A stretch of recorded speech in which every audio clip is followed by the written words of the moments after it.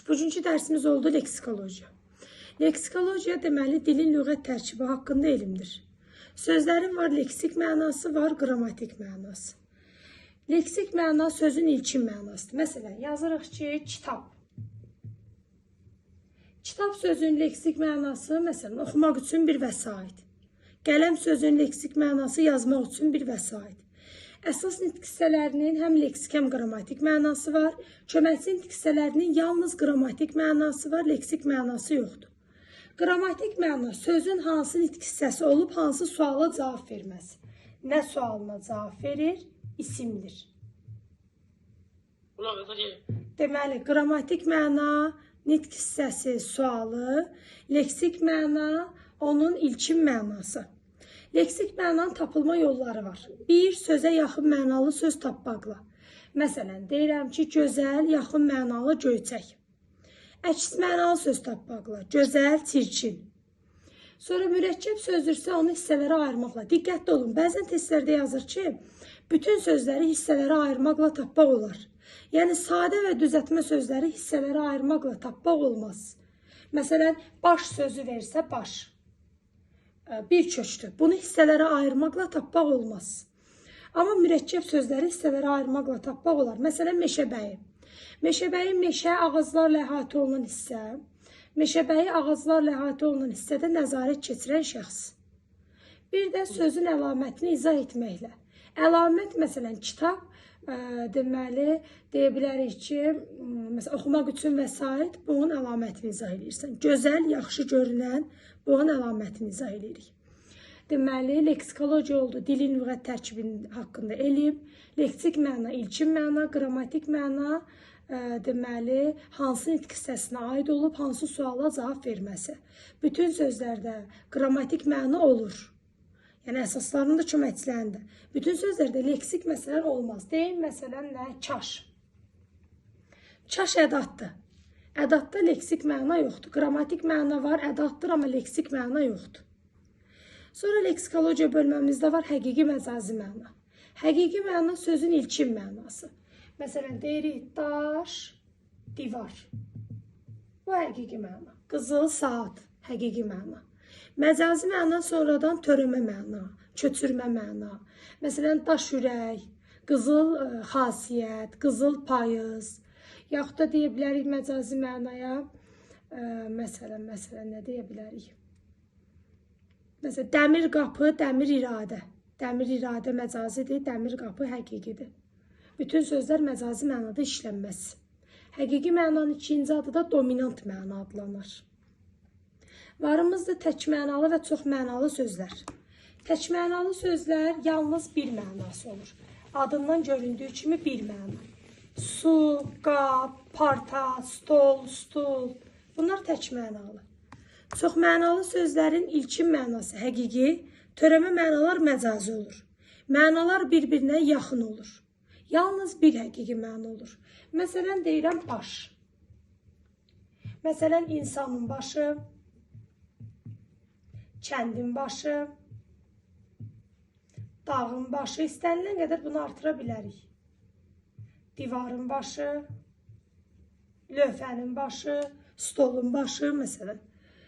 Burada insanın başı həqiqi, kəndin başı, dağın başı, divarın başı məcazi və eyni nitq hissəsidir. İnsanın başı nə isim, kəndin başı nə isim, dağın başı nə isim, divarın başı nə isim, eyni nitq hissəsi. Mənalar yaxın olur. İnsanın başı bədənimizin yuxarı hissəsində yerləşir. Kəndin başı kəndin yuxarısı, dağın başı dağın yuxarısı, divarın başı divarın yuxarısı. Niyə buna məcazi deyirik? Çünki insanın başında olanlar tutaq ki, saçdır, qulaqdır, burundur. Bunlar kəndin, dağın, divarın başında yoxdur. Sadəcə yuxarılıq mənasını götürüb, digərlərinin üzərinə köçürmə edib. Ona görə də çox mənalı olur. Başqa birini deyək. Məsələn, qol. Yazırıq insanın qolu. Bu həqiqi. Kəndin qolu. Qapının qolu. Bunlar məcazi. Yaxud da köynəyin qolu. Bunlar məcazi. Deməli, ilkin məna insanın qolu, Qol deməli bədənimizin əsas hissəsindən çıxır, şaxələnir. Kəndin qolu kəndin əsas hissəsindən çıxıb şaxələnir. Qapının qolu qapının əsas hissəsindən çıxıntıdır. Köynəyin qolu köynəyin əsas hissəsindən çıxıntılar. Buna deyirik qol. Deməli eyni nitq hissəsi. İnsanın qolu nə isim, kəndin qolu nə isim, qapının qolu nə isim. Mənalar yaxın olur, eyni nitq hissəsinə aid olur. İlkin məna həqiqi, törəmə mənalar məcazi olur. Bu bizim çox mənalı dərsimiz. İndi keçirik amonim. Köynəyin qolu məcazi məna oldu. Köynəyin qolu məcazi olur. Müəllimə bir dənə söz deyim də, o məcazilik bir də çox mənalılar eyni gedəcək, yoxsa onu ayırmaq üçün də nəsə bir... Məcazilik varsa çox mənalılıq var. Söz məcazi mənada işlənərsə, orada çox mənalılıq var deməkdir. Bütün sözlər elədir də. İndi amonimin çox mənalıdan fərqi sizə lazımdır. Amonimin çox mənalıdan başlıca fərqi onlar həqiqi olur və mənalarda qətiyyən yaxınlıq olmur. 10 dənə mənası olsa onu da həqiqi olmalıdır və yaxın olmamalıdır, müxtəlif. Məsələn deyirik yay. Yayın bir mənası fəsil yay. Bir mənası oxun yayı. Bir mənası da yaymaq. Məsələn yaymaq. Oxun yay. Məsələn, fəsil yay isim. Oxun yayı nə isim? Yaymaq, xəmiri yaymaq. Burada feil. Deməli, çox mənalılarda hamısı eyni nitq hissəsi olmalıydı. Amonimlərdə istəsə eyni də ola bilər, bu ikisi eynidir, isimdir. İstəsə fərqli də ola bilər. Məsələn, sonuncu feildir. Həm eyni, həm də müxtəlif ola bilər. Amma həqiqi, fəsil yayı da həqiqi, oxun yayı da gerçəkdir, yaymaq feili də gerçəkdir. Əgər yay sözünə versəydi ki, xəbəri yay, sözü yay, bu artıq məcazi idi. Diqqətli olun. Deməli, yaymaq bu həqiqi, yəni xəmiri yaymaq. Bura bir xəmir yazaq. Xəmiri yaymaq həqiqi, xəbəri yaymaq məcazi. Bu iki yaymaqlar bir-biri ilə olar çox mənalı. Amma yay bu mənalarda üstdən 3 məna. Bunlar həqiqi olduğundan olur amonim. Amonimlərdə çox mənalılar da feillərdə də ola bilər, isimlərdə də ola bilər. Yəni bu bütün nitqlərində özünü göstərə bilər. Başqa bir amonim işlədək. Məsələn deyək, nə deyə bilərik? Dil. Dil sözü bir orqan mənasında, ağzımızdakı dil. Bir də dil dövlət dili mənasında. Yəni ana dili, rus dili, o mənada. Bu amonimdir. Orqan dildə gerçəkdən var ağzımızda. Dövlət dili də, Azərbaycan dili, rus dili, ingilis dili var. Amma desək ki, məsələn, insanın dili, qapının dili. Bu olar çox mənalı. Qapının insan kimi dili yoxdur ki, ona görə çox mənalı olar. Məna yaxın olsa, çox mənalı, müxtəlif olsa amonim. Yaxud da piyanonun dili. Bu çox mənalı. Sizə bir dənə bir şey deyim, onu həmişə yadınızda saxlayın, çox düşür. Silim yazın.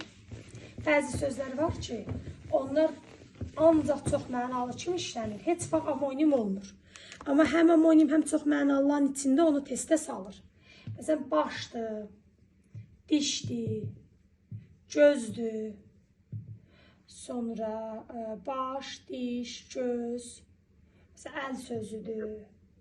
Bunlar çox mənalı olar, amonim olmaz. Heç vaxt amonim olmaz. Ona diqqət edin. Bu baş sözü çox məşhurlaşıb, çox çalırlar. Olmaz. Çünki bunlar məcazilik var. Məsələn, insanın dişi darağın dişi. Bənzədir də insan dişinin düzülüşlərin darağın dişinin düzülüşünə bənzədir. Burada məcazilik olduğu üçün ancaq çox mənalılığa gedər. Amonimə getməz. Amonim də həqiqilik olmalıdır. Gəldik, nələr amonim olmaz? Onun da şərtləri var ki, amonim olmayanlar. 1. Vurğu fərqi olan sözlər var. Alma. Deyirəm ki, mənə kitab alma, o zaman vurğu 1-ə düşür. Alma dadlı idi, o zaman vurğu sona düşür.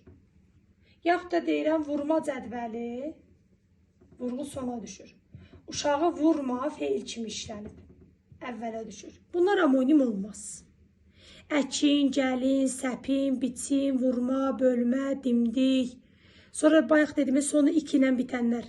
Satrik, genetik, klassik, komik, lirik. Bunlar amonim ola bilməz. İkinci, bir hərfinə görə dəyişən sözlər amonim olmaz. Dilimizdə həm nicah sözü var, həm nikah sözü var. Nicah baxış deməkdir, nikah evlilik. Bir hərf dəyişdi, məna dəyişdi. Yaxud da servis, servis. Servis, qab, qab-qacaq. Servis, xidmət. Sonra ola bilər atlas, atlas. Atlas xəritələr toplusu, xəritə yazıram qısacası. Atlas parça növü. Belə parça yazıram. Çox deyə bilərik. Mətin, mətin. Mətin, o kitabdan yazdığınız mətin. Mətin iradəli, dözümlü. Yaxud da gəl. Çətir də ola bilər. Nə? Çətin, çətir. Çətin, çətin. Hə, olar. Bir hərfinə görə məna dəyişir. Sonra bu da düşür, bax. Qəlb, qəlb. Qəlb, ürək deməkdir, qəlb.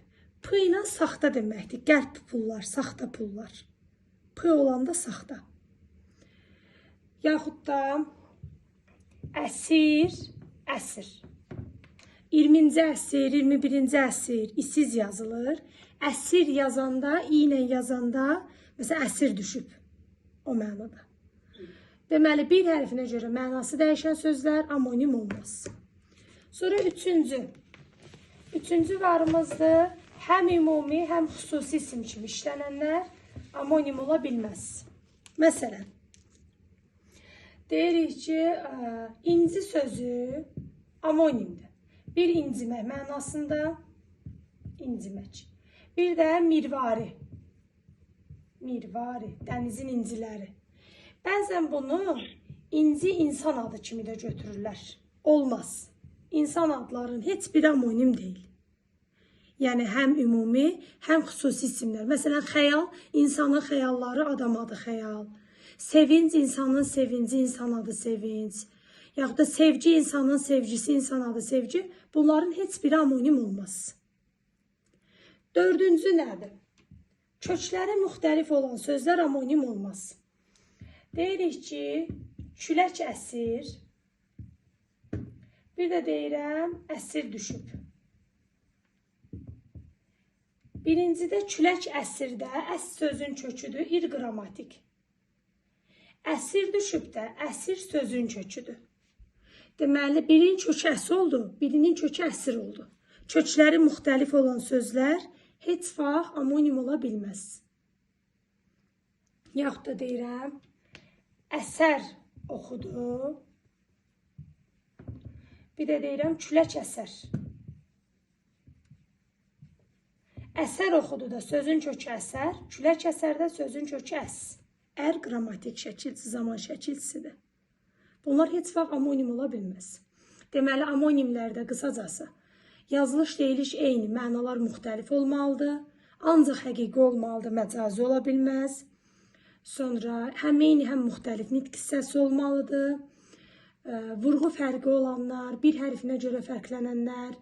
Sonra kökləri müxtəlif olanlar, ümumi xüsusi isim kimi işlənənlər amonim ola bilməz. İndi keçirik sinonimlər.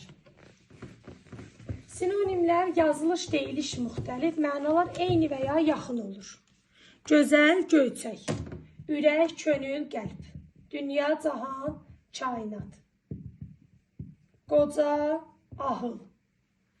Bunlar hamısı sinonimdir. Sinonimlər bölünür mütləq, nisbi. Mütləq cümlədə hər zaman bir-birini əvəz edə bilir. Məsələn, deyirəm, eynəyimi gətir, gözlüyümü gətir. Eynək, gözlük. Məsələn, bu mütləq sinonimdir. Nisbi hər zaman bir-birini əvəz etmir. Məsələn, ürək, könül, qəlb. Bu nisbidir. Ürəyim ağrıyır, könlüm ağrıyır, qəlbim ağrıyır deyə bilmirəm. Ürək dərmanı, könül dərmanı, qəlb dərmanı deyə bilmirəm. Bir də bir şeyə diqqət edin. Məsələn, imtahanlarda düşür. Mənalar yaxın olur, amma sinonim sayılmır. Deyirik ki, şirin, şəkər. Soyuq, şaxta. Və yaxud da çiy, bişməmiş. Daha sonra çal, yetişməmiş. Bunlar sinonim olmur. Səbəb. Şirin necə? Sifət. Şəkər nə? Qəndə pesoğa şəkər deyirik. İsim. Soyuq hava necə hava? Sifət. Şaxta məni kəsirdi. Nə? İsim. Çal necə? Sifət. Yetişməmiş miş var. Feili sifət. Çiy necə? Sifət. Bişməmişdə miş şəkilçisi var. Olur feili sifət. Yəni nitq hissələri müxtəlif olanlar, mənalar yaxın olsa da sinonim sayılmır. Yəni testdə düşsək aşağıdaşlardan hansı sinonim deyil. Baxırıq bunlardan məsələn məna yaxın olsa da 5 varianta da baxırıq. Baxırıq 5-in də mənası yaxındır. O zaman nitq hissəsi cəhətdən baxırıq. Hansında nitq hissəsi məsələn fərqlənirsə biri isim, biri sifət, biri sifət, biri feil, biri isim, biri zərf, bunlar sinonim ola bilməz. Eyni nitq hissəsi olmalıdır. Bir də kökləri eyni olanlar sinonim olmaz. Məsələn, basəfa, səfalı. Olmaz. Səfa, səfa. Kök eyni olsa sinonim olmaz. Sonra var antonimlər. Antonimlər bir-birinin əksi olan sözlər. Bunları ədəbiyyatda deyirik bədii təzad yaradan sözlər. Bir-birinə zidd olan sözlər. Antonimlərində kökləri eyni ola bilməz. Məsələn, duzlu, duzsuz. Antonim olmaz. Duz, duz eynidir. Yaxud da yağlı, yağsız. Antonim olmaz. Yağ, yağ eynidir. Kök eyni olan sözlər antonim ola bilməz. Bir də inkar şəkilçisi mamə antonimlərdə yarada bilməz. Məsələn, baxmaq, baxmamaq olmaz. Kökü bax, bax eynidir. Bu antonim ola bilməz. Deməli, kökləri eyni olanlar antonim ola bilmədi. L, li, lu, li, sı, si, su, süz şəkilçisindən düzələnlər, bir də mamə inkarla deməli düzələnlər antonim ola bilməz. Məsələn, antonimlərə başqa nümunə deyək.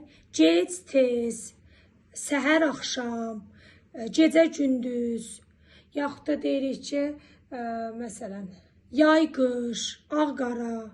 Bunlar antonimlərdir. Nitq hissələri də müxtəlif olanlar antonim olmaz. Gərək eyni nitq hissəsi olsun. Oyaq, yatmış. Antonim olmaz. Eyni sinonim kimi. Oyaq necə sifətdir? Yatmış feili sifətdir. Biri sifət, biri feili sifət olsa antonim ola bilməz. Bu da bizim antonimlərimiz. Qaldı oradan frazoloji birləşmələr. Frazoloji birləşmələr sabit söz birləşmələrdir. Təhlil zamanı parçalanmır. Tərkibində ol, et, bil, qıl feilləri varsa frazoloji olmaz. Məsələn, kömək etmək.